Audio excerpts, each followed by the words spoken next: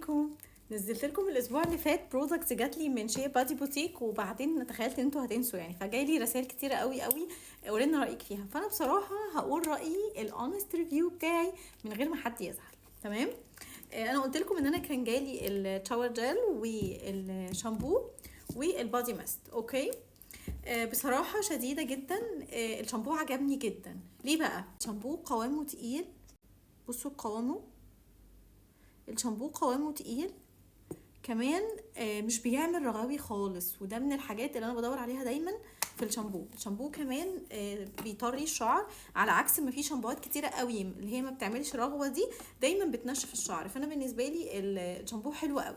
الشاور جel كمان ليه ريحه حلوه قوي، بيطري الجسم كمان، بيستمر معاك وقت طويل حتى بعد ما انت بتخرج من الشاور يعني. فده بالنسبه لي حلو جدا وريحته حلوه.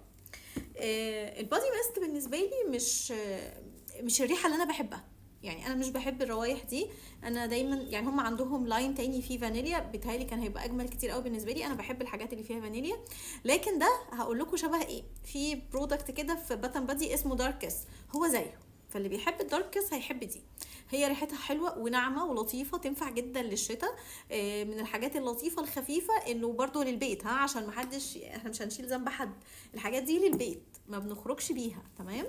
بتتحط على الجسم يعني. بالنسبه لي هو مش الحاجه اللي انا احب ريحتها، ولكن هو ريحته ثابته.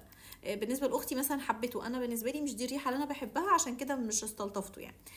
لكن هو لطيف. بس انا عندي كومنت واحد بس، ان الباكجينج مش احسن حاجه، محتاجين نهتم شويه بالباكجينج. لكن اوفر اول المنتجات حلوه، وانا فخوره ان في منتجات مصريه بالكواليتي الحلوه جدا جدا دي. عاوزه اقول ثانك يو شيا بادي بوتيك. ثانك يو. دي شنطه بتاعتهم، وده اسم البيج لو انتوا عاوزين تدخلوا عندهم. شكرا جدا. وده البوكس برضو عليه اسمهم اهو. عايزه اقول لهم ثانك يو اصلا على الجفت، وشكرا جدا ليكم، وان شاء الله بالتوفيق دايما دايما دايما. واتمنى اكون الريفيو بتاعي ما ضايقكوش في حاجه، بس فعلا المنتجات حلوه وتستحق. وان شاء الله تكونوا دايما دايما الافضل. شكرا.